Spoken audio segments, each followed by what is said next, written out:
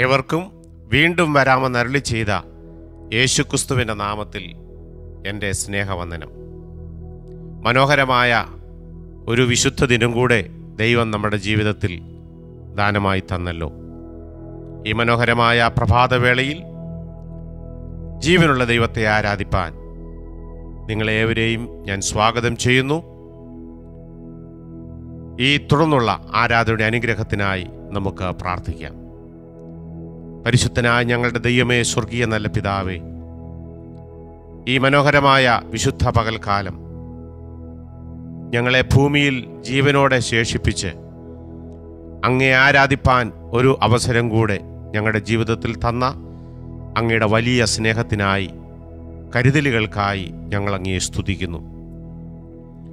ആരാധ്യനായ സുസ്ഥ്യനായ സകല സൃഷ്ടിയുടെയും പ്രമോദമായ അങ്ങയെ ആരാധിക്കുവാൻ ഞങ്ങൾക്കും ഈ ഭൂമിയിൽ ഇങ്ങനെയൊരു ഭാഗ്യമുണ്ടായല്ലോ.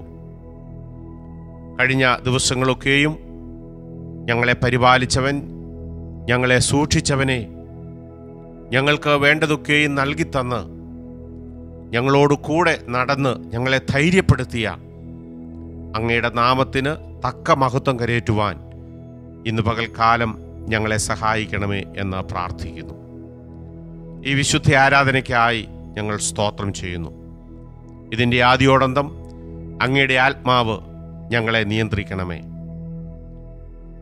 ആത്മാവിൽ പാടുന്ന ഗാനങ്ങൾ ഞങ്ങളുടെ ശരീരത്തിനും മനസ്സിനും ആത്മാവിനും ഇന്ന് പകൽക്കാലം സൗഖ്യം തരുവാൻ, ഇന്ന് പകൽക്കാലം ദൈവാത്മാവിൻ്റെ വ്യാപാരത്തിന് അത് കാരണമായി തീരുവാൻ സ്വർഗം ഇടയാക്കണമേ എന്ന് ഞങ്ങൾ അങ്ങയോട് പ്രാർത്ഥിക്കുന്നു. അങ്ങയുടെ വചനത്തിൽ നിന്ന് ഇന്ന് പകൽക്കാലം ഞങ്ങളോട് സംസാരിക്കണമേ. അങ്ങയുടെ വചനം ജീവനും ചൈതന്യവുമുള്ളതാണ്. ഇരുവായ്ത്തലയുള്ള ഏതു വാളിനേക്കാളും മൂർച്ചയേറിയതും ആത്മാവിനെയും സന്ധിമജ്ജകളെയും വേർവിടുവിക്കും വരെ തുളച്ചു ചെല്ലുന്നതുമാകയാൽ ഇന്ന് പകൽക്കാലം അങ്ങയുടെ വചനത്തിൻ്റെ ശബ്ദം ഞങ്ങളുടെ കാതുകളിൽ മാത്രമല്ല, അത് ഞങ്ങളുടെ ഹൃദയങ്ങളിലേക്ക് ഇറങ്ങി ഞങ്ങളുടെ ഉള്ളുകളിൽ അതിൻ്റെ പ്രവൃത്തി വെളിപ്പെടുവാൻ, അത് ഞങ്ങളുടെ ശരീരത്തിനും മനസ്സിനും ആത്മാവിനും വലിയ സൗഖ്യമായി തീരുവാൻ സ്വർഗമിടയാക്കണമേ എന്ന് ഞങ്ങൾ അങ്ങയോട് പ്രാർത്ഥിക്കുന്നു. വചനം സംസാരിപ്പാൻ അങ്ങയുടെ ഭൃത്യനെ അങ്ങ് അഭിഷേകം ചെയ്തിരിക്കയാൽ സ്തോത്രം. കർത്താവേ, ഇന്ന് പകൽക്കാലം ഈ ആരാധനയിൽ സംബന്ധിക്കുന്ന എല്ലാ അങ്ങയുടെ പ്രിയപ്പെട്ട മക്കൾക്കായും പ്രാർത്ഥിക്കുന്നു. എല്ലാവരെയും കർത്താവ് അനുഗ്രഹിക്കണം. വിവിധ ജീവിത അനുഭവങ്ങളോടെയാണ് പലരും ഈ ആരാധനയിൽ സംബന്ധിക്കുന്നത്. എന്നാൽ സ്വർഗത്തിലെ ദൈവം അവരെയെല്ലാം നന്നായി അറിയുന്നതിനായി സ്തോത്രം. ഇന്ന് പകൽക്കാലം ആരാധനയിൽ സംബന്ധിക്കുക നിമിത്തം അവരുടെയൊക്കെ ജീവിതത്തിൽ വലിയ വ്യത്യാസങ്ങൾ ഉണ്ടാകട്ടെ, വലിയ മാറ്റങ്ങൾ ഉണ്ടാകട്ടെ, വലിയ രൂപാന്തരം സംഭവിക്കട്ടെ. കർത്താവേ, ആരാധനയിൽ ആദ്യോടന്തം ദൈവാത്മാവ് ഞങ്ങളെ ഭരിച്ച് നിയന്ത്രിക്കണമേ. പ്രത്യേകാലി അവസരം ഞങ്ങൾ COVID-19 നിമിത്തം ഭാരപ്പെടുന്ന എല്ലാ പ്രിയപ്പെട്ടവരെയും അങ്ങയുടെ കരങ്ങളിലേക്ക് ഏൽപ്പിച്ച് പ്രാർത്ഥിക്കുന്നു. കർത്താവേ, അങ്ങ് വരുത്തുന്ന ശാന്തതയ്ക്കായി ഞങ്ങൾ അങ്ങയെ സ്തുതിക്കുന്നു. തുടർന്നുള്ള ദിവസങ്ങളും വലിയ വ്യത്യാസങ്ങൾ ഞങ്ങളുടെ സമൂഹത്തിൽ, ഞങ്ങളുടെ സ്റ്റേറ്റിൽ, ഞങ്ങളുടെ രാജ്യത്ത്, ലോകത്തെവിടെയും കാണുവാൻ ദൈവം സഹായിക്കണമേ. ഇന്ന് പകൽക്കാലം ഒരിക്കൽ കൂടെ ഞങ്ങൾ എല്ലാവരെയും അങ്ങയുടെ കരങ്ങളിലേക്ക് തരുന്നു. പ്രാർത്ഥന കേട്ടതിനായി സ്തോത്രം. യേശുവിൻ്റെ നാമത്തിൽ തന്നെ പിതാവേ, ആമേൻ. തുടർന്ന് ബ്രദർ ജോൺസണും ബ്രദർ ജെയ്സനും നമ്മെ ആരാധനയിൽ സഹായിക്കും. അവരോട് ചേർന്ന് നമുക്കും പാടി ദൈവത്തെ മഹത്വപ്പെടുത്താം. കർത്താവിന് മഹത്വം. ഈ കർത്തൃ ദിവസം ദൈവപാദപീഠത്തിലായിരിക്കാൻ നമ്മെ സൃഷ്ടിച്ച നമ്മുടെ നായകനായ കർത്താവിനെ നമുക്ക് ആരാധിപ്പാൻ നൽകപ്പെട്ട അനുഗ്രഹിക്കപ്പെട്ട അവസരത്തിനായി ദൈവത്തെ സ്തുതിക്കുന്നു. നമ്മുടെ ദൈവം ജീവിക്കുന്ന ദൈവമാണ്. അവൻ വാക്കു മാറാത്ത ദൈവമാണ്. തിരുവചനത്തിൽ കാണുന്നത് പോലെ അവൻ ഇന്നും എന്നേക്കും അനന്യൻ തന്നെ. ആ അനുഗ്രഹിക്കപ്പെട്ട നാമത്തെ ഇന്ന് പകൽവേളയിൽ നമുക്ക് പാടി ആരാധിക്കാം. അനുഗ്രഹിക്കപ്പെട്ട ഗാനമാണ് നാം ഇന്ന് പാടി ആരാധിക്കുന്നത്. പാടി പുകഴ്ത്തിടാം ദേവദേവനെ.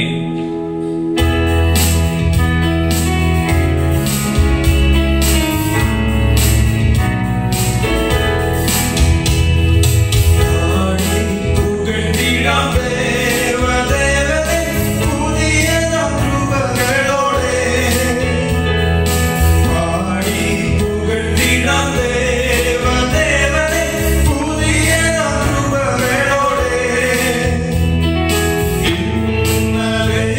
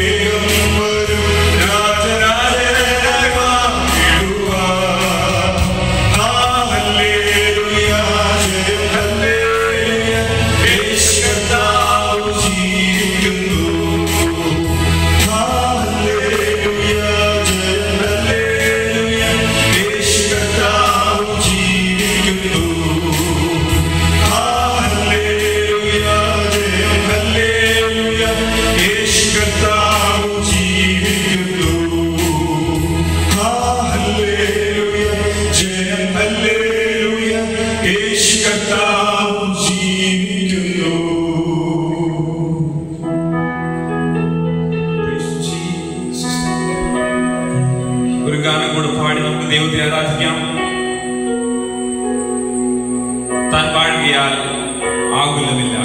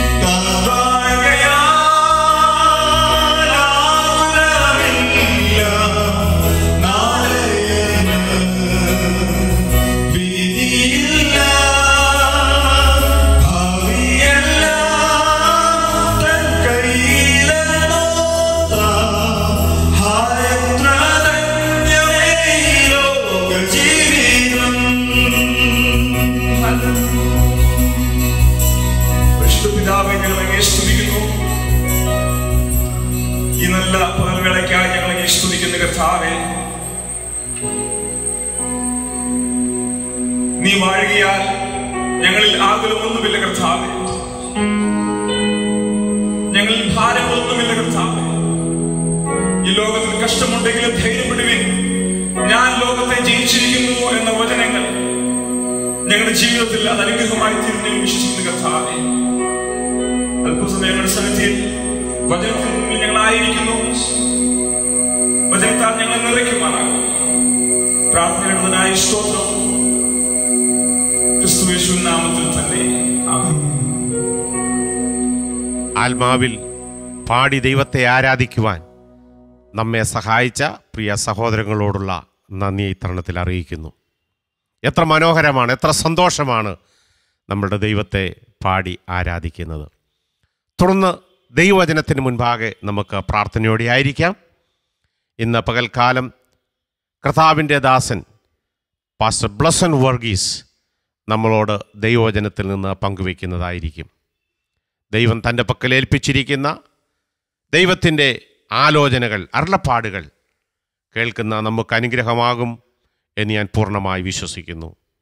കർത്താവെ, എന്നോട് സംസാരിച്ചാലും എന്ന പ്രാർത്ഥനയോടെ നമുക്ക് ദൈവമുൻപാകെ ആയിരിക്കാം. അനുഗ്രഹീത പാൽവേളയിൽ ജീവനുള്ള ദൈവത്തെ ആരാധിപ്പാൻ തക്കവണ്ണം ഭവനങ്ങൾ അവിടെവിടങ്ങളായി നാം കൂടിയിരിക്കുന്ന ഈ അവസരത്തിൽ എൻ്റെ ശബ്ദം ശ്രവിക്കുന്ന എല്ലാ പ്രിയപ്പെട്ടവർക്കും ക്രിസ്തയേശുവിന്റെ നാമത്തിൽ എൻ്റെ സ്നേഹവും വന്ദനവും അറിയിക്കുന്നു. അവിടെവിടങ്ങളായി ദൈവം നമ്മെ ഏവരെയും തൻ്റെ കൃപയിൽ ഇത്രത്തോളം പരിപാലിച്ചു. ഓരോ പകൽക്കാലം എഴുന്നേൽക്കുമ്പോഴും ദൈവം തന്ന ശ്വാസത്തിനായി, ജീവനായി, ആരോഗ്യത്തിനായി നാം അവന് നന്ദി പറയണം. കാരണം അനേകർ ജീവന് വേണ്ടി മല്ലിടുന്ന ഒരു സാഹചര്യം നമുക്ക് ചുറ്റും ഇപ്പോഴുണ്ട്. മാത്രമല്ല, കഴിഞ്ഞ ആഴ്ചയിൽ ചുഴലിക്കാറ്റിനാൽ അനേകർ കഷ്ടതയിലായിരിക്കും. അറബിക്കടലിൽ നിസർഗ എന്ന വേറൊരു ചുഴലിക്കാറ്റ് രൂപപ്പെടുന്നതായി കേൾക്കുന്നു. പ്രിയപ്പെട്ടവരെ, നമ്മുടെ ജീവിതത്തിൽ കൊടുങ്കാറ്റുകൾ ഒഴിവാക്കാൻ പറ്റാത്ത ഒരു വിഷയമാണ്. അതെപ്പോ വേണമെങ്കിലും നമ്മുടെ ജീവിതത്തെ ആഞ്ഞടിക്കാം. അംഫാൻ എന്ന ചുഴലിക്കാറ്റ് നമ്മുടെ പട്ടണത്തിൽ അടിച്ചപ്പോൾ 150 കിലോമീറ്റർ സ്പീഡോളം അത് അടിച്ചപ്പോൾ അനേക വീടുകളും മരങ്ങളും ഒക്കെ കടപുഴകി വീണതായി നാം കണ്ടു. ഞങ്ങൾ ഇവിടെ പാർക്കുന്നത് 60-70 വർഷം പഴക്കമുള്ള ഒരു പഴയ വീട്ടിലാണ്. ആ പഴയ വീട് ഒരു കുലുക്കമോ ഒരു പ്രോബ്ലമോ ഇല്ലാതെ ഞങ്ങളെ അതിൽ ദൈവം കാത്തു സൂക്ഷിച്ചു. എന്നെ ചിന്തിപ്പിച്ച വിഷയം, കാറ്റിനെ നമുക്കെങ്ങനെ അതിജീവിപ്പാൻ കഴിയും? How to cope with the storms of life. ഒരു വാചനം ദൈവാത്മാവിനെ ഓർപ്പിച്ചത് വേഗത്തിൽ വായിക്കുവാൻ ആഗ്രഹിക്കുന്നു. മത്തായിയുടെ സുവിശേഷം 7-ാം അധ്യായം അതിന് 24 മുതൽ 27 വരെയുള്ള വാക്യങ്ങളിൽ യേശു തന്റെ ഗിരിപ്രഭാഷണത്തിന്റെ അവസാനം ഉപമയായി പറഞ്ഞ് പഠിപ്പിച്ച ഒരു വചനം അത് ഞാൻ വായിക്കുവാൻ ആഗ്രഹിക്കുകയാണ്. ആകയാൽ എന്റെ ഈ വചനങ്ങളെയൊക്കെ കേട്ട് ചെയ്യുന്നവനൊക്കെയും പാറമേൽ വീട് പണിത ബുദ്ധിയുള്ള മനുഷ്യനോട് തുല്യനാകുന്നു. വൻമഴ ചൊരിഞ്ഞു, നദികൾ പൊങ്ങി, കാറ്റടിച്ചു, ആ വീട്ടിന്മേൽ അലച്ചു, അത് പാറമേൽ അടിസ്ഥാനമുള്ളതാകാൻ വീണില്ല. എന്റെ ഈ വചനങ്ങളെ കേട്ട് ചെയ്യാത്തവനൊക്കെയും മണലിന്മേൽ വീട് പണിത മനുഷ്യനോട് തുല്യനാകുന്നു. വൻമഴ ചൊരിഞ്ഞു, നദികൾ പൊങ്ങി, കാറ്റടിച്ചു, ആ വീട്ടിന്മേൽ അലച്ചു, അത് വീണു, അതിന്റെ വീഴ്ച വലിയതായിരുന്നു. പ്രിയപ്പെട്ടവരെ, ഈ ലോകത്തെ സകല മനുഷ്യരുടെയും ജീവിതത്തിൽ ഇപ്രകാരമുള്ള കൊടുങ്കാറ്റ് വരാം. ഇവിടെ ബുദ്ധിമാനായ മനുഷ്യൻ ഈ കൊടുങ്കാറ്റിനെ അതിജീവിപ്പാൻ ചെയ്തത് എന്താണെന്ന് ചോദിച്ചാൽ, അവൻ പാറമേൽ അടിസ്ഥാനമിട്ട് അവന്റെ വീട് പണിതു. ആകയാൽ ഇന്ന് പകൽക്കാലം എന്റെ ചോദ്യത്തിന് വളരെ സിമ്പിളായ ആൻസർ ഈ വാക്യത്തിൽ നമുക്ക് ലഭിക്കുകയാണ്. How to cope with the storms of life. നമ്മുടെ ജീവിതമാകുന്ന വീടിനെ ക്രിസ്തുവാകുന്ന പാറമേൽ നാം പണിയുന്നുവെങ്കിൽ, അവന്റെ വചനത്തിൽ നമ്മുടെ ജീവിതത്തെ പണിയുന്നുവെങ്കിൽ, നമ്മുടെ ജീവിതത്തിന് മേൽ വരുന്ന ഏത് കൊടുങ്കാറ്റിനെയും നമുക്ക് അതിജീവിപ്പാൻ സാധിക്കും. ഈ വാക്യത്തിന്റെ ബാക്ക്ഗ്രൗണ്ട് നാം പഠിക്കുമ്പോൾ വിശുദ്ധ മത്തായി, മർക്കോസ്, ലൂക്കോസ്, ഇത് സുവിശേഷ പുസ്തകങ്ങൾ, ഈ മൂന്നിനെയും സമാന സുവിശേഷങ്ങൾ എന്നാണ് നാം പറയപ്പെടുന്നത്. Synoptic gospel. കാരണം ഈ 3 സുവിശേഷങ്ങളിലും സമാനമായ വിഷയങ്ങൾ കൈകാര്യം ചെയ്തിരിക്കുകയാണ്. മത്തായിയുടെ സുവിശേഷം നാം പഠിക്കുമ്പോൾ മത്തായി യഹൂദന്മാർക്കാണ് ഈ സുവിശേഷം എഴുതുന്നത്. താൻ പറയുവാൻ ആഗ്രഹിക്കുന്നത് നമ്മുടെ വാഴ്ത്തപ്പെട്ട കർത്താവായ യേശു ക്രിസ്തു രാജാവാണെന്നും അവൻ അവരുടെ മശിഹയാണെന്നുമാണ് താൻ പറയുവാൻ ആഗ്രഹിക്കുന്നത്. അതിന്റെ 1 മുതൽ 4 വരെയുള്ള വാക്യങ്ങളിൽ ഈ രാജാവിന്റെ വരവിനെ കുറിച്ചും അവന്റെ ജനനത്തെക്കുറിച്ചുമാണ് താൻ പറയുന്നത്. അതിന്റെ 5 മുതൽ 7 വരെയുള്ള വാക്യങ്ങൾ നാം വായിക്കുമ്പോൾ ഈ രാജാവിന്റെ ഉപദേശത്തെക്കുറിച്ചാണ് താൻ എഴുതിയിരിക്കുന്നത്. ഉപദേശത്തെക്കുറിച്ച് പറയുമ്പോൾ യഹൂദന്മാരുടെ ചിന്ത സീനായ് മലയിൽ തങ്ങൾക്ക് ന്യായപ്രമാണം തന്ന മോശയാണ്, ആ മോശയുടെ ഉപദേശമാണ് ഞങ്ങൾ പാലിക്കേണ്ടതെന്നാണ് അവർ ചിന്തിക്കുന്നത്. എന്നാൽ വിശുദ്ധ മത്തായി ഇവിടെ പറഞ്ഞു വരുന്നത്, മോശയേക്കാൾ വലിയവനായ ഒരുവൻ, അവന്റെ ഉപദേശങ്ങൾക്ക് നിങ്ങൾ ചെവികൊള്ളുവീൻ. അവന്റെ ഉപദേശം മോശയുടെ ഉപദേശങ്ങളെക്കാൾ ശ്രേഷ്ഠതരമാണെന്നാണ് താൻ പറഞ്ഞു വരുന്നത്. നമ്മളുടെ വിഷയത്തിലേക്ക് നാം മടങ്ങി വരുമ്പോൾ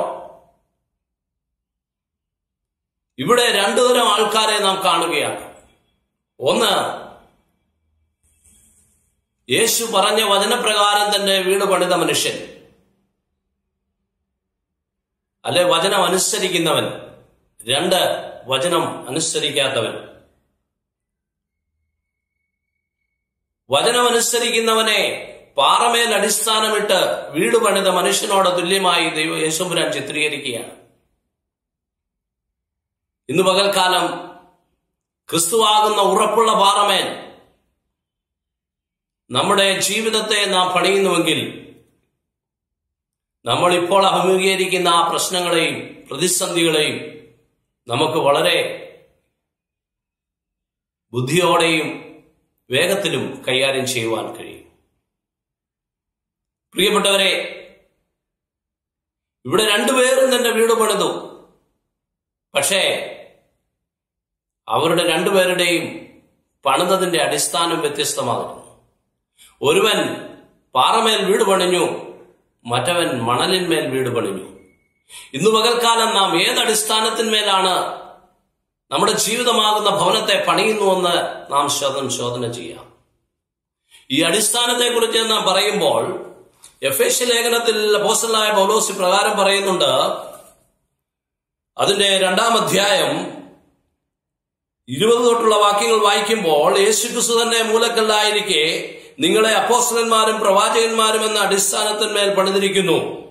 അവനിൽ കെട്ടിടം മുഴുവനും യുക്തമായി ചേർന്ന് കർത്താവിൽ വിശുദ്ധ മന്ദിരമായി വളരുന്നു. അവനിൽ നിങ്ങളെയും ദൈവത്തിന്റെ നിവാസമാകേണ്ടതിന് ആത്മാവിനാൽ ഒന്നിച്ച് പണിതു വരുന്നു. അപ്പോൾ ഇവിടെ അപ്പോസ്തലൻ വ്യക്തമാക്കുന്നത് ഒരു സ്പിരിച്വൽ ബിൽഡിങ്ങിനെ കുറിച്ചാണ് താൻ സംസാരിക്കുന്നത്. പ്രിയപ്പെട്ടവരെ, അക്ഷരീയമായ ബിൽഡിംഗ് ആയാലും ആത്മീയമായ ഭവനമായിരുന്നാലും അതിന്റെ പ്രിൻസിപ്പിൾ ഒന്ന് തന്നെയാണ്. നാം കാണുന്ന ഒരു വലിയ ബിൽഡിംഗ്, അത് പണിയുമ്പോൾ ഏറ്റവും കൂടുതൽ ശ്രദ്ധ അതിന്റെ അടിസ്ഥാനത്തിനായിരിക്കും കൊടുക്കുന്നത്. കാരണം ആ അടിസ്ഥാനത്തിന്മേലാണ് ആ വീട് നിൽക്കുന്നത്. എന്നെ സ്നേഹിക്കുന്ന പ്രിയപ്പെട്ടവരെ, ഈ അടിസ്ഥാനത്തെക്കുറിച്ച് നാം പഠിക്കുമ്പോൾ അതിന്റെ 3 പ്രത്യേകതകൾ ഇന്ന് പകൽക്കാലം നിങ്ങളോട് വേഗത്തിൽ പറയുവാൻ ഞാൻ ആഗ്രഹിക്കുകയാണ്. ആ അടിസ്ഥാനത്തിന്റെ 1-ാമത്തെ പ്രത്യേകത എന്ന് പറയുന്നത്, ആ അടിസ്ഥാനം അത് മറഞ്ഞിരിക്കുന്നതാണ്. അപ്പോസ്തലനായ പൗലോസ് പറയുകയാണ്, ക്രിസ്തുവിൽ നിങ്ങളുടെ ജീവൻ മറഞ്ഞിരിക്കുകയാണ്. ഈ അടിസ്ഥാനം മറഞ്ഞിരിക്കുന്നു എന്നുള്ളതാണ് 1-ാമത്തെ ആശയം. എന്താണ് അതിന്റെ അർത്ഥം? നാം ഒരു വലിയ ബിൽഡിങ്ങിനെ കാണുന്നു. ആ കാണുമ്പോൾ അതിന്റെ അടിസ്ഥാനം നമുക്ക് കാണാൻ കഴിയുകയില്ല, അതിന്റെ അടിത്തറ നമുക്ക് കാണാൻ കഴിയുകയില്ല. നാം കാണുന്നത് പുറമേയുള്ള അതിന്റെ സ്ട്രക്ചർ മാത്രമാണ്. ആകയാൽ ഒരു വീടിന്റെ അടിസ്ഥാനം വളരെ പ്രത്യേകതയുള്ളതാണ്. ആ അടിസ്ഥാനത്തിന്മേലാണ് ആ സ്ട്രക്ചർ നിൽക്കുന്നത്. ഈ അടിസ്ഥാനത്തെ പുറമേയുള്ളവർക്ക് കാണുവാൻ കഴിയുകയില്ല. ഇന്ന് പകൽക്കാലം എന്നെ കേൾക്കുന്ന പ്രിയ സഹോദരീ-സഹോദരന്മാരെ, നമ്മുടെ ജീവിതമാകുന്ന ഭവനത്തിന്റെ അടിസ്ഥാനം അത് പുറമേയുള്ളവർക്ക് കാണാൻ കഴിയുന്നതല്ല. എന്താണ് യേശു തമ്പുരാൻ ഈ അടിസ്ഥാനം എന്ന വിഷയത്തിൽ നമ്മോട് പറയുവാൻ ആഗ്രഹിക്കുന്നത്?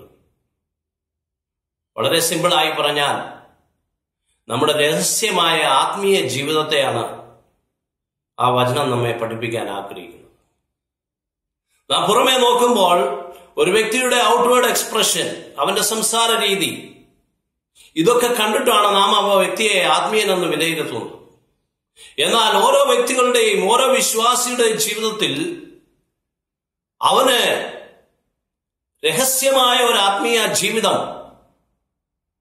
അവന്റെ രക്ഷകനായ യേശുക്രിസ്തുവിനോടുകൂടെ ഉണ്ടാവേണ്ടത് ആവശ്യമാണ്.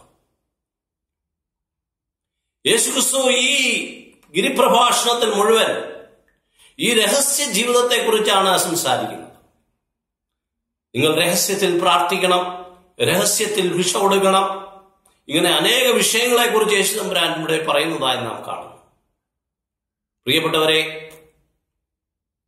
ഒരു വീടിന്റെ അടിസ്ഥാനം മറഞ്ഞിരിക്കുന്നു. It is hidden. അത് പുറമേയുള്ളവർക്ക് കാണുവാൻ കഴിയുന്നതല്ല. ആ അടിസ്ഥാനം എത്രമാത്രം ഉറപ്പുള്ളത്, സ്ട്രോങ് ആണ്, അതിനനുസരിച്ചിരിക്കും നമുക്ക് ജീവിതത്തിന്മേൽ വരുന്ന കൊടുങ്കാറ്റിനെ കൈകാര്യം ചെയ്യുവാൻ കഴിയുമോ ഇല്ലയോ എന്നുള്ളത്. Storms demonstrate the stability of your foundation. കൊടുങ്കാറ്റ് നിങ്ങളുടെ അടിസ്ഥാനത്തിന്റെ സ്ഥിരതയെ വെളിപ്പെടുത്തും. ഇന്ന് പകൽക്കാലം എന്നെ കേൾക്കുന്ന പല പ്രിയപ്പെട്ടവർ തങ്ങളുടെ ജോലി നഷ്ടപ്പെടുമെന്ന് ചിന്തിച്ച് ഭാരപ്പെടുന്നവരുണ്ട്, രോഗത്താൽ ഭാരപ്പെടുന്നവരുണ്ട്, സാമ്പത്തിക ബുദ്ധിമുട്ടുകളാൽ ഭാരപ്പെടുന്നവരുണ്ട്. അങ്ങനെ ജീവിതത്തിന്റെ പലവിധ ക്ലേശങ്ങളിൽ കൂടി കടന്നുപോകുന്ന പ്രിയപ്പെട്ടവരുണ്ട്. ഈ ലോക്ക്ഡൌണിന്റെ മധ്യത്തിൽ വളരെ മാനസികമായി തളർന്നിരിക്കുന്ന എന്റെ പ്രിയപ്പെട്ടവരോട് ഇന്ന് പകൽക്കാലം ദൈവാത്മാവിൽ ഞാൻ പറയുവാൻ ആഗ്രഹിക്കുന്നത്, നിങ്ങളുടെ ജീവിതത്തെ ക്രിസ്തുവെന്ന അടിസ്ഥാനത്തിന്മേൽ, ആ ഉറപ്പുള്ള പാറമേൽ നിങ്ങൾ പണിതിട്ടുണ്ടെങ്കിൽ ഈ പ്രശ്നങ്ങളെയെല്ലാം നിങ്ങൾ അതിജീവിക്കുക തന്നെ ചെയ്യും. പക്ഷേ ഒന്നാമതായി നാം മനസ്സിലാക്കേണ്ടത്, ഈ അടിസ്ഥാനം അത് മറ്റുള്ളവർക്ക് കാണുവാൻ കഴിയുന്നതല്ല. ഒരു വീടിന്റെ അടിസ്ഥാനം മറഞ്ഞിരിക്കുന്നത് പോലെ ഒരു ദൈവവൈതലിന്റെ രഹസ്യ ആത്മീയ ജീവിതം അത് എത്രമാത്രം ആഴത്തിലും ഉറപ്പുള്ളതുമാണോ അത്രമാത്രം അവൻ പ്രശ്നങ്ങളെ ധൈര്യപൂർവ്വം നേരിടും. ഉദാഹരണം പറഞ്ഞാൽ, 2 ഉദാഹരണങ്ങൾ വേഗത്തിൽ പറയാം. പുറപ്പാട് പുസ്തകം 14-ാം അധ്യായത്തിൽ നാം ഒരു ചിത്രം കാണുന്നുണ്ട്. മിസ്രൈമിൽ നിന്ന് വിടുവിക്കപ്പെട്ട ദൈവജനം വളരെ സന്തോഷത്തോടെ അവർ മിസ്രൈമിലെ അടിമത്തത്തിൽ നിന്ന് പുറത്തു വന്നു. അവർ ചെങ്കടലിന് മുന്നിൽ വന്നു നിൽക്കുകയാണ്. അവിടെ കാണുന്ന ചിത്രം, പിറകെ ഫറവോന്റെ സൈന്യം അവരെ പിന്തുടരുന്നതായാണ് നാം കാണുന്നത്. ജനം ഇത് കണ്ട് ഭയപ്പെട്ടു. മുൻപിൽ ചെങ്കടൽ, പിൻപിൽ ഫറവോന്റെ സൈന്യം. ഇന്ന് പകൽക്കാലം അകത്തും പുറത്തും പീഡനമായി, അകത്തും പുറത്തും പ്രശ്നങ്ങളായി ഭാരപ്പെടുന്ന എന്റെ പ്രിയപ്പെട്ടവരെ, നാം ഇസ്രായേൽ ജനത്തെ പോലെ പിറുപിറുക്കാതെ മോശ അവരോട് വിളിച്ചു പറയുന്ന വാക്യം ശ്രദ്ധിപ്പീൻ. അവരോട് പറയുകയാണ്,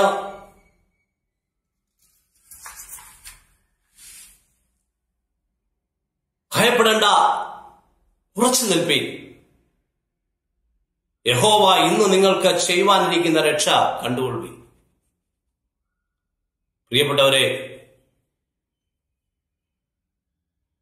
ഏകദേശം 20-25 ലക്ഷം ജനങ്ങൾ ഈ ചെങ്കടലിന് മുന്നിൽ നിന്നുകൊണ്ട് എന്ത് ചെയ്യണമെന്നറിയാതെ അവർ അവരുടെ ലീഡറായ മോശയോട് പിറുപിറുക്കുകയാണ്. എന്നാൽ മോശ ദൈവവുമായുള്ള രഹസ്യ ആത്മീയ ബന്ധത്തിൽ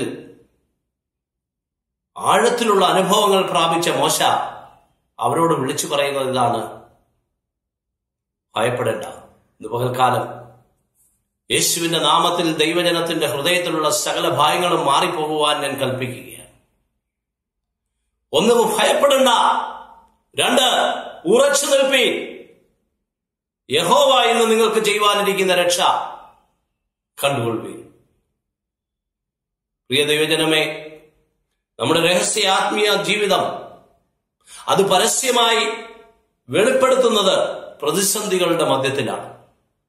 ദൈവത്തോടുള്ള നമ്മുടെ ആഴത്തിലുള്ള ബന്ധത്തിന്റെ റിസൾട്ട് വെളിപ്പെടുന്നത് ജീവിതത്തിലെ കൊടുങ്കാറ്റുകളെ നാം ഫേസ് ചെയ്യുമ്പോഴാണ്. കോരപുത്രന്മാർ 46-ാം സങ്കീർത്തനം അതിന്റെ 1 മുതൽ 3 വരെയുള്ള വാക്യങ്ങളിൽ ഇപ്രകാരം വിളിച്ചു പറയുന്നുണ്ട്: ദൈവം നമ്മുടെ സങ്കേതവും ബലവുമാകുന്നു, കഷ്ടങ്ങളിൽ അവൻ ഏറ്റവും അടുത്ത തുണയായിരിക്കുന്നു. അതുകൊണ്ട് ഭൂമി മാറിപ്പോയാലും പർവ്വതങ്ങൾ കുലുങ്ങി സമുദ്രമധ്യേ വീണാലും അതിലെ വെള്ളം ഇരച്ച് കലങ്ങിയാലും അതിന്റെ കോപം കൊണ്ട് പർവ്വതങ്ങൾ കുലുങ്ങിയാലും നാം ഭയപ്പെടുകയില്ല. പ്രിയപ്പെട്ടവരെ, ഈ മഹാവ്യാധിയുടെ മധ്യത്തിൽ വിളിച്ചു പറയാമോ, ഞാൻ ഭയപ്പെടത്തില്ല? ഭക്തനായ ദാവീദ് വിളിച്ചു പറയുകയാണ്. 23-ാം സങ്കീർത്തനം 4-ാം വാക്യത്തിൽ വിളിച്ചു പറയുന്നു: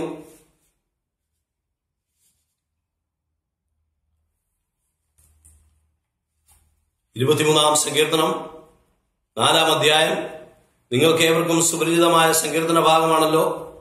അവിടെ ഇപ്രകാരം താൻ വിളിച്ചു പറയുന്നുണ്ട്: കുരുനിൽ താഴ്വരയിൽ കൂടി നടന്നാലും ഞാൻ ഒരനർത്ഥവും ഭയപ്പെടുകയില്ല. കാരണം എന്താണ്? നീ എന്നോട് കൂടെ ഇരിക്കുന്നുവല്ലോ. ഇന്ന് ഈ വൈറസിന്റെ താഴ്വരയിൽ കൂടി പലപ്പോഴും നാം കടന്നു പോകാറുണ്ട്. നമ്മെ ഭയപ്പെടുത്തുന്ന പല ചിന്തകളും നമ്മെ ഭരിക്കാറുണ്ട്. എന്നാൽ ഒരു ദൈവവേദന അവൻ സന്തോഷത്തോടെ വിളിച്ചു പറയും: ദൈവം എന്റെ കൂടെയുണ്ട്. കാരണം അവൻ ആഴത്തിൽ ക്രിസ്തുവുമായുള്ള ഒരു അഭേദ്യ ബന്ധമുണ്ട്. ആ രഹസ്യ ആത്മീയ ബന്ധമുണ്ട്. ഇന്ന് പകൽക്കാലം ഞാൻ പറയാൻ ആഗ്രഹിക്കുന്ന ഒന്നാമത്തെ ആശയം, നമ്മുടെ അടിസ്ഥാനം അത് മറ്റുള്ളവർ പുറമെ കാണുന്നതല്ല, അത് മറഞ്ഞിരിക്കുന്നതാണ്. ഒരു ഉദാഹരണം കൂടി അതിനെക്കുറിച്ച് പറഞ്ഞാൽ, ലൂക്കോസിന്റെ സുവിശേഷം നാം വായിക്കുമ്പോൾ നമ്മുടെ കർത്താവ് പെസഹ ആഘോഷിപ്പാനായി തന്റെ ശിഷ്യന്മാരെ അയക്കുമ്പോൾ, ലൂക്കോസിന്റെ സുവിശേഷം 22-ാം അധ്യായം അതിന്റെ 10 മുതലുള്ള വാക്യങ്ങൾ വായിക്കുമ്പോൾ ഇപ്രകാരം എഴുതുന്നു: നിങ്ങൾ പട്ടണത്തിലെത്തുമ്പോൾ ഒരു കുടം വെള്ളം ചുമന്നുകൊണ്ട് ഒരു മനുഷ്യൻ നിങ്ങൾക്ക് എതിർപ്പെടും. അവൻ കടക്കുന്ന വീട്ടിലേക്ക് ബെഞ്ചെന്ന് വീട്ടുടയവനോട്, ഞാൻ എന്റെ ശിഷ്യന്മാരുമായി പെസഹ കഴിപ്പാനുള്ള ശാല എവിടെന്ന് ഗുരു നിന്നോട് ചോദിക്കുന്നു എന്ന് പറവീൻ. അവൻ വിരിച്ചൊരുക്കിയ ഒരു വന്മാളിക കാണിച്ചു തരും. പ്രിയപ്പെട്ടവരെ, ഈ വീട്ടുടയവൻ, ഞാൻ വിശ്വസിക്കുന്നു, യേശു പറഞ്ഞ ശിഷ്യന്മാരിലൊന്നും ഈ വീട്ടുടയവനെ നാം കാണുന്നില്ല ഒരുപക്ഷെ. പക്ഷേ ആ വീട്ടുടയവന് യേശുവുമായുള്ള ഒരു രഹസ്യമായ ആത്മീയ ബന്ധമുണ്ടായിരുന്നു. ആ യേശുവുമായി, യേശുവിന്റെ പദ്ധതികൾ ഈ മനുഷ്യനോട് വാസ്തവമായി ദൈവം യേശുപുരാൻ ഷെയർ ചെയ്തിരുന്നു എന്ന് ഞാൻ വിശ്വസിക്കുകയാണ്. ഇങ്ങനെയുള്ള ഒരു ആത്മബന്ധത്തിലേക്ക് ഓരോ ദൈവവേദനവും വളരണമെന്ന് ദൈവം ആഗ്രഹിക്കുകയാണ്. യഹോവയുടെ സഹിത്വം തന്റെ ഭക്തന്മാർക്കുണ്ട്. അവന്റെ ആലോചന ദൈവം അവരെ അറിയിക്കും. ഇന്ന് പകൽക്കാലം യേശു തമ്പുരാനുമായി നമുക്ക് ആഴത്തിലുള്ള ഒരു രഹസ്യ ആത്മബന്ധമുണ്ടെങ്കിൽ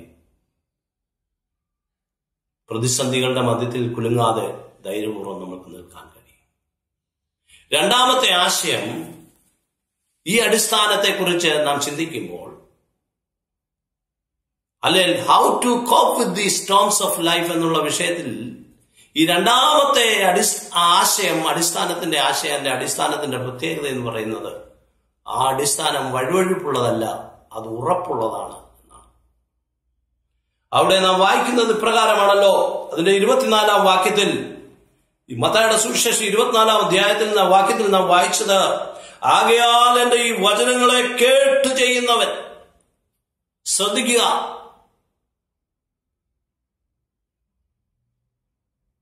ഈ അടിസ്ഥാനം എപ്രകാരമാണ് ഉറപ്പുള്ളതാകുന്നത്? അതിന് മറ്റു വഴിയൊന്നുമില്ല. The way to build a strong foundation is by obeying his words. ഈ വചനങ്ങളെ കേട്ട് ചെയ്യുന്നവനൊക്കെയും ഒരു ഉറപ്പുള്ള അടിസ്ഥാനം പണിയണമെങ്കിൽ ദൈവവചനത്തെ നാം അനുസരിപ്പാൻ തയ്യാറാവണം. ദൈവം എന്ത് കൽപ്പിക്കുന്നോ അത് ചെയ്യുവാൻ നാം തയ്യാറാവണം. ദൈവത്തിന്റെ ശബ്ദം നാം കേൾപ്പാൻ നമ്മുടെ ചെവിയെ അതിനായി നാം കൂർപ്പിക്കേണ്ടത് ആവശ്യമാണ്. ഈ പകൽവേളയിൽ പ്രിയപ്പെട്ടവരെ, ആ 24-ാം വാക്യത്തിൽ therefore എന്നൊരു ശബ്ദം ഉപയോഗിച്ചിരിക്കുക. ആകയാൽ. എന്താണ് അതിന്റെ അർത്ഥം? അതിന്റെ അർത്ഥം മറ്റൊന്നുമല്ല, ഈ 5-ാം അധ്യായം തുടങ്ങി യേശുദാമ്പുരാൻ പറഞ്ഞ ഉപദേശത്തെ കുറിച്ചാണ് പറയുന്നത്. ആകയാൽ ഈ ഉപദേശങ്ങളെ കേട്ടനുസരിക്കുന്നവർ ആ പാറമേൽ വീട് പണിത ബുദ്ധിയുള്ള മനുഷ്യനോട് തുല്യമാകും. ഈ വചനം എങ്ങനെയാണ് അനുസരിപ്പാൻ സഹായിക്കുന്നത്? അതിനാണ് ദൈവത്തിന്റെ പരിശുദ്ധാത്മാവ് സഹായകനായി നമ്മോട് കൂടെയുള്ളത്. മത്തായിയുടെ സുവിശേഷം 28-ാം അധ്യായം അതിന്റെ 20-ാം വാക്യത്തിൽ വായിക്കുമ്പോൾ അവിടെ ഇപ്രകാരം എഴുതിയിരിക്കുന്നു, വാട്ട്സോഎവർ ഐ ഹാവ് കമാൻഡഡ് യു, ഞാൻ നിങ്ങളോട് കൽപ്പിച്ചതൊക്കെയും പ്രമാണിപ്പാൻ തക്കവണ്ണം ഉപദേശിച്ചുകൊണ്ട് മറ്റുള്ളവരെ ശിഷ്യരാക്കണം. ഇതാണ് യേശുതമ്പുരാൻ പുനരുദ്ധാനം ചെയ്യുന്നതിന് മുമ്പ് തന്റെ ശിഷ്യന്മാർക്ക് കൊടുത്ത കൽപ്പന. പ്രിയ ദൈവജനമേ, ഒരു ഉറപ്പുള്ള അടിസ്ഥാനം പണിയണമെങ്കിൽ അത് ദൈവത്തിന്റെ വചനത്തെ അനുസരിച്ച് ആ വചനപ്രകാരം ജീവിച്ചെങ്കിൽ മാത്രമേ സാധ്യമാവൂ. ആ വചനം കേട്ട് ആ വചനം അനുസരിച്ച് ആ വചനപ്രകാരം ജീവിക്കുമ്പോൾ നിങ്ങളുടെയും എന്റെയും ജീവിതത്തിൽ ഈ ഉറപ്പുള്ള അടിസ്ഥാനം നമുക്ക് പണിയുവാൻ കഴിയും. യാക്കോബിന്റെ ലേഖനം 1-ാം അധ്യായത്തിന്റെ 22-ാം വാക്യം വായിക്കുമ്പോൾ അവിടെ യാക്കോബ് അപ്പോസ്തലൻ പ്രവൃത്തിയുടെ അപ്പോസ്തലനെ പ്രകാരം വിളിച്ചു പറയുകയാണ്, എങ്കിലും വചനം കേൾക്ക മാത്രം ചെയ്യുക കൊണ്ട് തങ്ങളെ തന്നെ ചതിക്കാതെ അതിനെ ചെയ്യുന്നവരായി വിരുപ്പീൻ. Be a doer of the word. പ്രിയപ്പെട്ടവരെ,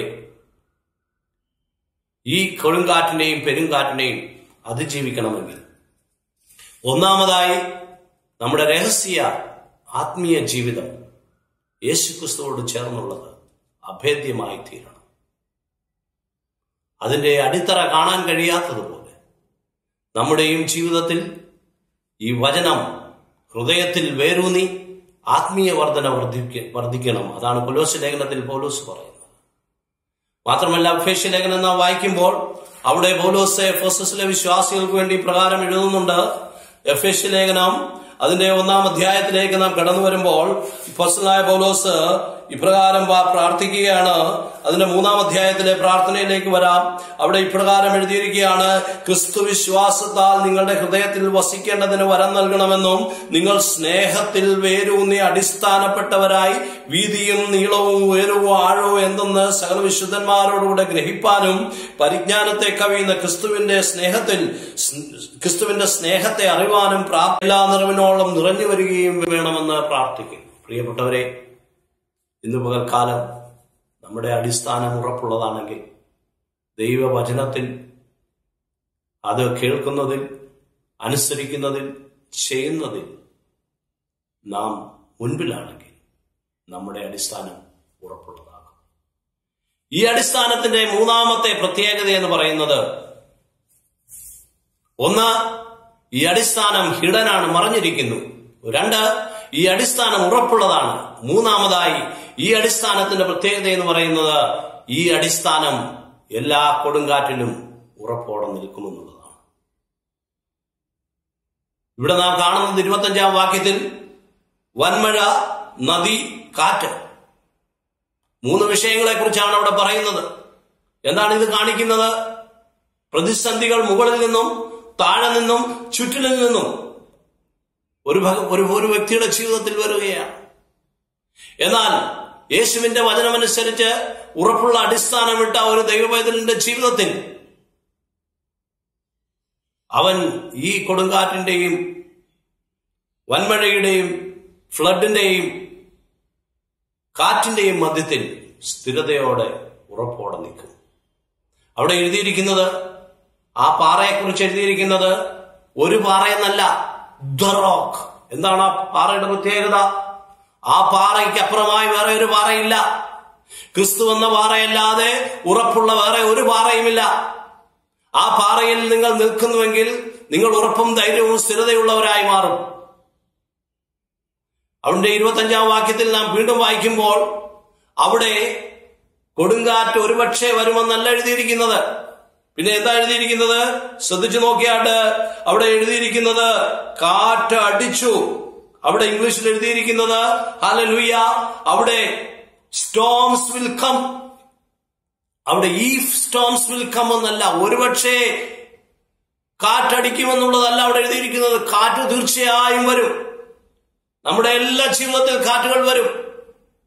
പലവിധമായ കാറ്റുകൾ, സാമ്പത്തിക ബുദ്ധിമുട്ടിന്റെ കാറ്റുകൾ, രോഗത്തിന്റെ കാറ്റുകൾ, കുടുംബ പ്രശ്നങ്ങളുടെ കാറ്റുകൾ, പലവിധമായ ആപത്തുകളുടെ കാറ്റുകൾ, നമ്മുടെ ജീവിതത്തെ ആകെ ഉലയ്ക്കുന്ന, നമ്മുടെ വിശ്വാസത്തെ പോലും ചോദ്യം ചെയ്യുന്ന പലവിധ അനുഭവങ്ങൾ ഒരു ദൈവവേദന്റെ ജീവിതത്തിൽ വരാം.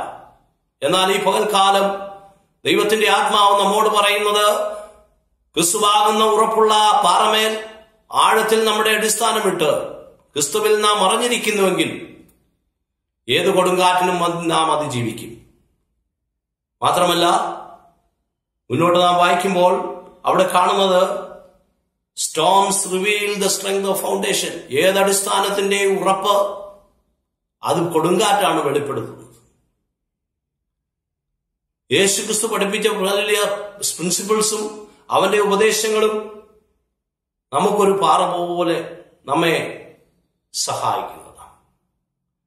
യോഹന്നാന്റെ സുവിശേഷം 16-ാം അധ്യായത്തിൽ യേശു തമ്പുരാൻ ഇപ്രകാരം പറഞ്ഞു. യോഹന്നാന്റെ സുവിശേഷം 16-ാം അധ്യായം 33-ാം വാക്യം നാം വായിക്കുമ്പോൾ, നിങ്ങൾക്ക് എന്നിൽ സമാധാനം ഉണ്ടാകേണ്ടതിന് ഇത് നിങ്ങളോട് സംസാരിച്ചിരിക്കുന്നു. ലോകത്തിൽ നിങ്ങൾക്ക് കഷ്ടമുണ്ട്, എങ്കിലും ധൈര്യപ്പെടുവീൻ, ഞാൻ ലോകത്തെ ജയിച്ചിരിക്കുന്നു എന്ന് പറഞ്ഞു. പ്രിയപ്പെട്ടവരെ, നമ്മുടെ വാഴ്ത്തപ്പെട്ട കർത്താവ് ഈ ഭൂമിയിൽ 33 വർഷക്കാലം ജീവിച്ച് സകല പ്രശ്നങ്ങളെയും കൊടുങ്കാറ്റുകളെയും നേരിട്ട് അതിന്മേൽ ജയം പ്രാപിച്ച ഉറപ്പുള്ള പാറയാണ് നമ്മുടെ കർത്താവ്. ആ കർത്താവിൽ നാം വിശ്വസിക്കുകയും ആ കർത്താവിന്റെ വചനങ്ങളെ അനുസരിച്ച് നാം ജീവിക്കുകയും ചെയ്യുന്നുവെങ്കിൽ ഏത് കൊടുങ്കാറ്റിനെയും പെരുങ്കാറ്റിനെയും അതിജീവിപ്പാനുള്ള ദൈവശക്തി ആ ദൈവം നമുക്ക് തരികയും നമ്മെ മുന്നോട്ട് നയിക്കുകയും ചെയ്യും എന്നുള്ളതിൽ തർക്കമില്ല. പ്രിയപ്പെട്ടവരെ, കാരണം എന്താണെന്ന് ചോദിച്ചാൽ, യേശുക്രിസ്തുവിനെ ഒരു ദൈവവേദൻ രക്ഷിതാവായി സ്വീകരിച്ച് ആ ദൈവത്തെ തന്റെ ജീവിതത്തിലെ കൂട്ടാളിയായി മാറ്റുമ്പോൾ അവനോടുകൂടെ ഒരു സ്നേഹത്തിന്റെ കവനന്റ് നമ്മുടെ ദൈവം വെക്കുകയാണ്. ഒരു ഉഭയ സംബന്ധം അവർ തമ്മിൽ ചെയ്യുകയാണ്. ആ സ്നേഹത്തിലെ ഉഭയ സംബന്ധത്തിന്റെ സുരക്ഷയിൽ നാം ആയിരിക്കുന്നിടത്തോളം ദൈവവേദനെ പിശാചിന് നിന്നെ തൊടാൻ കഴിയുകയില്ല. ആ ഉഭയ സംബന്ധത്തിന്റെ സുരക്ഷയുടെ കീഴിൽ നീ ആയിരിക്കുമ്പോൾ നിന്നെ സംരക്ഷിക്കുന്ന ഒരു ദൈവമുണ്ട്. നമുക്കറിയാം, മഴ പെയ്യുമ്പോൾ നാം കുടയെടുത്ത് നടക്കാറുണ്ട്. ഉണ്ടെന്നതിനാൽ അല്ലെ കുട നമ്മുടെ കയ്യിലുള്ളതിനാൽ മഴ തീരുകയൊന്നുമില്ല. പക്ഷേ മഴ നമ്മിലേക്ക് വീഴുന്നതിൽ നിന്ന് ആ കുട നമ്മെ രക്ഷിക്കും. ചുറ്റിൽ നമ്മൾ നടക്കുന്നതിൽ ഒരു വ്യത്യാസവും വരാൻ പോകുന്നില്ല. എന്നാൽ നമ്മെ അത് വ്യത്യാസപ്പെടുത്തും. It does change what happen to you and me. സാഹചര്യങ്ങൾ, പ്രശ്നങ്ങൾ, പ്രതിസന്ധികൾ, വെല്ലുവിളികൾ എല്ലാവരുടെയും ജീവിതത്തിൽ വരാം. എന്നാൽ യേശുക്രിസ്തു ഉറപ്പുള്ള അടിസ്ഥാനമായി നമ്മുടെ ഭവനത്തെ നാം പണിതുവെങ്കിൽ ഇതിൽ നിന്നെല്ലാം നമ്മെ സംരക്ഷിക്കുന്ന ഒരു ദൈവമുണ്ട്. യാക്കോബിന്റെ ലേഖനം 1-ാം അധ്യായത്തിൽ യാക്കോബ് അപ്പോസ്തലൻ ഇപ്രകാരം പറയുകയാണ്, ഈ കൊടുങ്കാറ്റിൽ, ഈ പ്രതിസന്ധികളിൽ നാം എന്താണ് പഠിക്കുന്നത്? യാക്കോബിന്റെ ലേഖനം 1-ാം അധ്യായത്തിന്റെ 2 തൊട്ടുള്ള വാക്യങ്ങളിൽ താൻ 3 വാക്യങ്ങളിൽ താൻ ഇപ്രകാരം പറയുകയാണ്.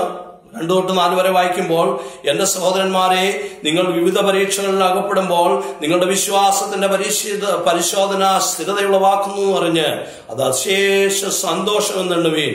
എന്നാൽ നിങ്ങൾ ഒന്നിലും കുറവില്ലാതെ തികഞ്ഞവരും സമ്പൂർണരുമാകുന്നതിന് സ്ഥിരതയ്ക്ക് തികഞ്ഞ പ്രവൃത്തി ഉണ്ടാവട്ടെ. പ്രിയപ്പെട്ടവരെ, പ്രതിസന്ധികളുടെ മധ്യത്തിൽ ഒരു ദൈവവേദനയുടെ സ്ഥിരത, പരിപക്വത, ഇതൊക്കെ തികവ്, സമ്പൂർണത, ഇതൊക്കെ ദൈവം ദാനമായി നൽകും. ആകയാൽ ഇന്ന് പകൽക്കാലം എന്നെ കേൾക്കുന്ന പ്രിയ ദൈവമക്കളെ, നാം ഇപ്പോൾ അഭിമുഖീകരിക്കുന്ന ഈ പ്രതിസന്ധികളുടെ മധ്യത്തിൽ ദൈവത്തിന്റെ ആത്മാവിന് നമ്മോട് പറയാനുള്ളത്, ജീവിതത്തിൽ കൊടുങ്കാറ്റുകൾ വരും പോകും. ഒരു ഭക്തൻ ഇപ്രകാരം പറഞ്ഞു, you are either in a storm or you are coming out of a storm or entering in to a storm. ഞാനതാണ് പറഞ്ഞത്. ഇപ്പോഴത്തെ ന്യൂസ് പ്രകാരം നിസർഗ എന്ന പുതിയ ചുഴലിക്കാറ്റ് വരാൻ പോവുകയാണ്. അറബിക്കടലിൽ അത് രൂപം കൊണ്ടിരിക്കുകയാണ്. കൊടുങ്കാറ്റുകൾ വരും പോകും, ചുഴലിക്കാറ്റുകൾ വരും പോകും. എന്നാൽ പ്രിയപ്പെട്ടവരെ, നമ്മുടെ ജീവിതമാകുന്ന ഭവനത്തെ, ക്രിസ്തുവാകുന്ന ഉറപ്പുള്ള പാറമേൽ ആഴത്തിൽ അടിസ്ഥാനമിട്ട് നാം പണിതുവെങ്കിൽ ഏത് പ്രതിസന്ധികളിലും ദൈവം നമ്മെ ശക്തീകരിക്കും, സഹായിക്കും, വിടുവിക്കും. ആകയാൽ ഈ അടിസ്ഥാനത്തിന്റെ 3 പ്രത്യേകതകൾ മറന്നു പോകരുത്. ഒന്ന്, ഈ അടിസ്ഥാനം മറഞ്ഞിരിക്കുന്നതാണ്. രഹസ്യമായ ആത്മീയ ജീവിതം ദൈവത്തോടൊപ്പം നമുക്കുള്ളത് അത് ആഴത്തിലായി തീരട്ടെ. നമ്മുടെ രഹസ്യമായ പ്രാർത്ഥനാ ജീവിതം, രഹസ്യമായ ആത്മീയ ആചാരങ്ങളുടെ അനുഭവങ്ങൾ അത് കൂടുതൽ ആഴത്തിലുള്ളതായി തീരട്ടെ. ഈ ലോക്ക്ഡൌണിന്റെ മധ്യത്തിൽ കൂടുതലായി പ്രാർത്ഥിപ്പാനും വചനം ധ്യാനിപ്പാനും ഉപവസിപ്പാനും ദൈവത്തോടുള്ള കൂട്ടായ്മയിൽ മുന്നേറുവാനും അങ്ങനെ ആഴത്തിലുള്ള ഒരു രഹസ്യ ആത്മീയ ജീവിതം വളർത്തിയെടുക്കുവാൻ ദൈവം നമ്മെ സഹായിക്കട്ടെ. രണ്ടാമതായി, ഈ അടിസ്ഥാനത്തിന്റെ പ്രത്യേകത അത് ഉറപ്പുള്ളതാണ്. ദൈവത്തിന്റെ വചനത്തെ അനുസരിക്കുന്നതിനാലും ആ വചനത്തെ കേൾക്കുന്നതിനാലും ആ വചനപ്രകാരം ജീവിക്കുന്നതിനാലും ഇത് അധികമധികമായി ഉറപ്പുള്ളതായി തീരും. അത് ആഴത്തിൽ വേരുന്നുവാനിടയായി തീരും. മൂന്നാമതായി, ഈ അടിസ്ഥാനത്തിന്റെ പ്രത്യേകത അത് ഏത് കടുങ്കാറ്റിനെയും അതിജീവിക്കുവാൻ കഴിവുള്ളതാണ് എന്നുള്ളതാണ്. അപ്പോസ്തലനായ പൗലോസിന്റെ ഒരു വാക്യം കൂടെ വായിച്ച് ഞാൻ വേഗത്തിൽ നിർത്തുവാൻ, എന്റെ സന്ദേശം നിർത്തുവാൻ ആഗ്രഹിക്കുകയാണ്. 2 കൊരിന്തി 4-ാം അധ്യായം 8-ാം വാക്യത്തിൽ തൊട്ട് 10 വരെ അപ്പോസ്തലനായ പൗലോസ് പ്രകാരം പറയുകയാണ്. 2 കൊരിന്ത്യൻസ് അതിന്റെ 4-ാം അധ്യായം 8 മുതൽ 10 വരെയുള്ള വാക്യങ്ങൾ. ഞങ്ങൾ സകല വിധത്തിലും കഷ്ടം സഹിക്കുന്നവരെങ്കിലും ഇടുങ്ങിയിരിക്കുന്നില്ല, ബുദ്ധിമുട്ടുന്നവരെങ്കിലും നിരാശപ്പെടുന്നില്ല, ഉപദ്രവം സഹിക്കുന്നവരെങ്കിലും ഉപേക്ഷിക്കപ്പെടുന്നില്ല, വീണ്ടുകിടക്കുന്നവരെങ്കിലും നശിച്ചു പോകുന്നില്ല. യേശുവിന്റെ ജീവൻ ഞങ്ങളുടെ ശരീരത്തിൽ വെളിപ്പെടേണ്ടതിന് യേശുവിന്റെ മരണം ശരീരത്തിൽ എപ്പോഴും വഹിക്കുന്നു. പ്രിയപ്പെട്ടവരെ, ക്രിസ്തുവിന്റെ മരണത്തെ ശരീരത്തിൽ വഹിച്ചവരായി അനേകർക്ക് ജീവൻ കൊടുക്കുവാൻ കർത്താവ് നമ്മെ എല്ലാം ഒരുക്കട്ടെ. ഉറപ്പും ധൈര്യമുള്ളവരായി വിശ്വാസ ജീവിതത്തിൽ മുന്നേറുവാൻ ദൈവം നമ്മെ സഹായിക്കട്ടെ. നമ്മുടെ വിശ്വാസ ജീവിതം കർത്താവിൽ ദൃഢമായി തീരട്ടെ. നമ്മുടെ ഭവനം ക്രിസ്തു എന്ന ഉറപ്പുള്ള ഭാരമേൽ അടിസ്ഥാനമിട്ട്, അത് ആഴത്തിലുള്ള അടിസ്ഥാനമിട്ട് രഹസ്യവും പരസ്യവുമായ ജീവിതത്തിൽ നാം ക്രിസ്തുവിന്റെ ഫലം പുറപ്പെടുവിക്കുന്നവരായി തീരുവാൻ കർത്താവ് നമ്മെ സഹായിക്കട്ടെ. ഈ വചനങ്ങളാൽ ദൈവം നമ്മെ അനുഗ്രഹിക്കുമാറാവട്ടെ. നമുക്ക് പ്രാർത്ഥിച്ച് ദൈവസന്നിധിയിൽ ഒരുമിച്ച് പ്രാർത്ഥിക്കാം. നമ്മുടെ കണ്ണുകളെ അടയ്ക്കാം, പ്രാർത്ഥിക്കാം. കരുണയുള്ള ദൈവമേ, സ്വർഗീയ പിതാവേ, അനുഗ്രഹീത പാൽവേളയ്ക്കായി നന്ദിയോടങ്ങേ സ്തുതിക്കുന്നു. നിന്റെ പാദപീഠത്തിലേക്ക് ഈ വിശുദ്ധ പകൽക്കാലം എടുത്തു വരുവാൻ ഒരുക്കിയ അവസരത്തിനായി സ്തോത്രം. നിന്റെ ശബ്ദം കേട്ട എല്ലാ പ്രിയപ്പെട്ടവർക്കായി പ്രാർത്ഥിക്കുന്നു. അവർ അഭിമുഖീകരിക്കുന്ന ആ പ്രതിസന്ധികളെ അതിജീവിപ്പാൻ നീ അവർക്ക് കൃപ ചെയ്യണമേ. കർത്താവേ, അവരുടെ അടിസ്ഥാനം അത് മറഞ്ഞിരിക്കുന്നതാണ്. അത് രഹസ്യ ആത്മീയ ജീവിതം യേശുവോടൊപ്പം അത് ഈ ലോക്ക്ഡൌണിൽ കൂടുതൽ ആഴത്തിലുള്ളതായി തീരുവാൻ ഇടവരുത്തണം. അത് ഉറപ്പുള്ളതായി തീരണം. നിന്റെ വചനത്തിൽ അനുസരിക്കുന്നതിനാലും കേൾക്കുന്നതിനാലും അതിനനുസരിച്ച് ജീവിക്കുന്നതിനാലും ആക്കി മാറ്റണം. മാത്രമല്ല, ആ അടിസ്ഥാനം ഏത് കൊടുങ്കാറ്റിനെ അതിജീവിപ്പാൻ കേൾപ്പുള്ളതാക്കി മാറ്റണം. ഈ പകൽവേളയിൽ നമ്മുടെ പ്രിയപ്പെട്ടവരെ എല്ലാം അനുഗ്രഹിച്ച് പ്രാർത്ഥിക്കുന്നു. ഈ ഒരാഴ്ചക്കാലം നീ അവരെ എല്ലാം ആയിരിക്കുന്ന സ്ഥാനത്ത് പോകുന്നിടങ്ങളിൽ നിന്റെ കൃപയിൽ കാത്തു പരിപാലിക്കണം. കർത്താവെ, ഈ ഭൂമണ്ഡലത്തോട് നീ മനസ്സറിയണം. ഈ വൈറസിനെ പൂർണ്ണമായി കർത്താവെ ഭൂമിയിൽ നിന്ന് മാറ്റണമേ എന്ന് ഞങ്ങൾ പ്രാർത്ഥിക്കുന്നു. നിന്റെ സമാധാനം സകലർക്കും അരുളണം. പ്രാർത്ഥന കേട്ടതിനാൽ സ്തോത്രം. യേശുവിൻ നാമത്തിൽ തന്നെ ആമേൻ. ഇന്ന് പകൽക്കാലം കേട്ട ദൈവത്തിന്റെ ശ്രേഷ്ഠമേറിയ ആലോചനയ്ക്കായി ദൈവത്തെ സ്തുതിക്കുന്നു. ഈ ദൈവവചന ചിന്തകൾ, ധ്യാനം നിങ്ങൾക്ക് അനുഗ്രഹമായി, വിടുതലായി എന്ന് ഞാൻ പൂർണ്ണമായി വിശ്വസിക്കുകയാണ്. തുടർന്നുള്ള ആ ദിവസങ്ങൾ ദൈവമായ കർത്താവ് നമ്മെ സഹായിച്ച് പരിപാലിക്കട്ടെ എന്ന് പ്രാർത്ഥിക്കുന്നു. വചനം സംസാരിച്ച ദൈവവൃത്തിനോടുള്ള നന്ദിയും പ്രത്യേകാൽ ഇത്തരുണത്തിൽ അറിയിക്കുകയും ചെയ്യുന്നു. കർത്താവിൻ്റെ വരവിനു വേണ്ടി നോക്കി പാർത്ത് വിശ്വസ്തയോടെ നമുക്കേവർക്കുമായിരിക്കാം. ദൈവം നമ്മെ അനുഗ്രഹിക്കുമാറാകട്ടെ.